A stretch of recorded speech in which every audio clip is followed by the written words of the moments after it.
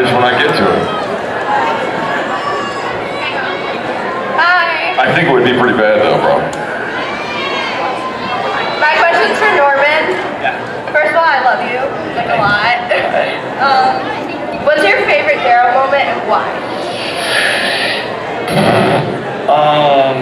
Man, I really like that one last season with, or maybe it was the season before, with Rick and I on the side of the car after he bites that guy's neck out. That's one of my favorite moments.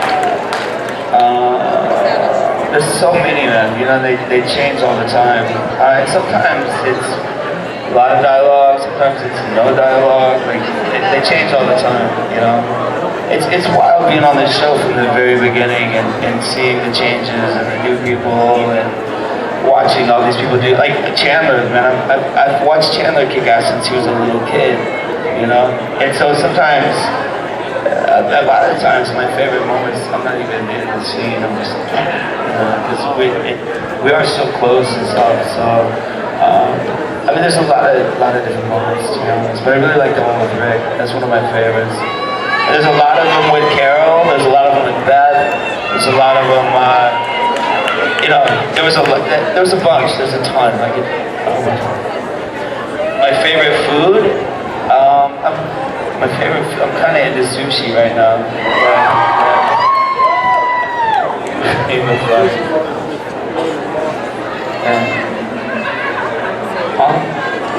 What? Wait, what's your question over there in the hot tub? You guys are all waiting. You have to yell really loud though. Go ahead. That's a great question. How's Walking Dead changed your life? Oh man, That's a great question. Thank you. So I mean, you know, the thing is like, when you start out, you're like, you just try to do everything, you know, and then you get to a point where you start auditioning directors as much as they audition you, you know. But this is like one of those jobs where like you like going to work so much, and you like working with all the people that you have the desire to make it the very best every single time you go there, and to have a group of people around you that also do that. It makes you a better man, makes you a better actor, makes you a better person. You appreciate it. So with all that, you know, you just do everything better. You know, I'm kind of like a late bloomer. Like I kind of didn't give a fuck till like yesterday. You know what I mean? Yeah. So in a bunch of ways. Awesome. Thank you. That was a great question. Listen, you know, I will tell you, I've been doing this for 30 years.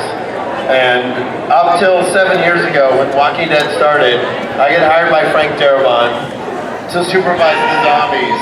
And episode 2, Frank directed the premiere. Episode 2, a woman named Michelle McLaren directed the episode, and she's like, okay, so Rick's gonna run down the street, he's gonna shoot this zombie and this zombie and this zombie. And I went, wait a minute, you don't understand, he has to shoot the zombies in the head to kill them. Otherwise, they're not dead. She was like, oh, that's great, I didn't realize that. Like, people didn't grow up knowing the genre. These were directors that had done Breaking Bad, that had done Mad Men. So now I have an opportunity after being in the business for 30 years. I mean, I started in 1984 with George Romero. And the fact that I get to sit here and celebrate what I love, going to work to do every single day with you guys, this show has changed my life. And I'm grateful. Thank you for asking that question, because I get to continue to do what I love to do, and all of a sudden there are millions of people around the world that love the same fucking thing I love. That's pretty great. So.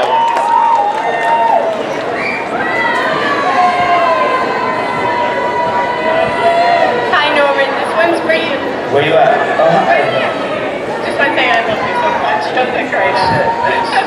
I have 2 questions. One is, can you do, come on, let's go. What's that? Did I say that on the show? Yes, you do. A lot. You know, It's one of the four lines. yeah, it was dialogue I had in 3 years. You know what's what's crazy? Like, I used to say shit on this show, like, out of the side of my face. Like, in the beginning, I'd say it out of the side of my face. Like, I'd never look you dead on when I talk to you. Like a chip on your shoulder, just kind of like, unless I'm gonna fight you. Everything just kind of like, don't look at me, don't look at me. And slowly, as the seasons went on, I started, like, squaring up and saying things directly to your face, you know? And I don't know, I just kind of growl shit all the time. You know? And I mumble, I think, in real life too, so nobody understands what I'm saying. And another thing, when you do ride, possible for you to come to Rhode Island and ride with me.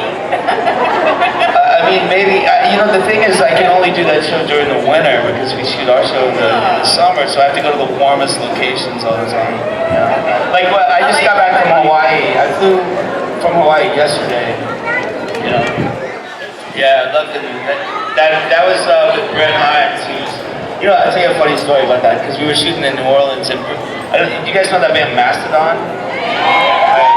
So Brett Hines and I are rolling around New Orleans, and it's super hot, but his seat heats up on his bike, so I kept flipping on his seat heater, seat heater, and so I'm like flipping that on all the time. He's like, my ass is on fire, and I didn't say anything, and then one day, he's like, realizes what I'm doing, and he starts freaking out, and the light turns green, and there's a caravan of us that get up on a highway, and we all leave him at the light because he stalls his bike, and he comes flying up next to me. He's like, motherfucker, he stands up, and he's like, starts yelling, and he falls into my bike, and the two of us like roll into a ditch, like the Three Stooges.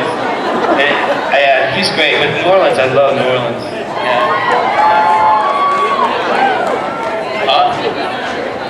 What?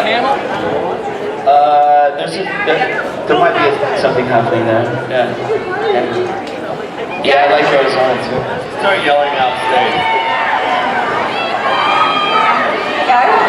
Yeah, I'm trying to get a big singer that lives in New Jersey for an episode. Yeah. He goes. Is he bossy? He's so bossy. So bossy. Just give him a phone. Hey, I have a question for Greg. Yes, hi. Hey. I know everybody was questioning as far as Daryl and his love interest and everything, but I was wondering if there's a possibility of ever seeing an awkward moment between Daryl and Jesus.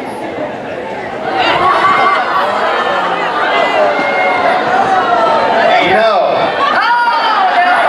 Like, not a, listen, if I could put 1,000 exclamation points after the no.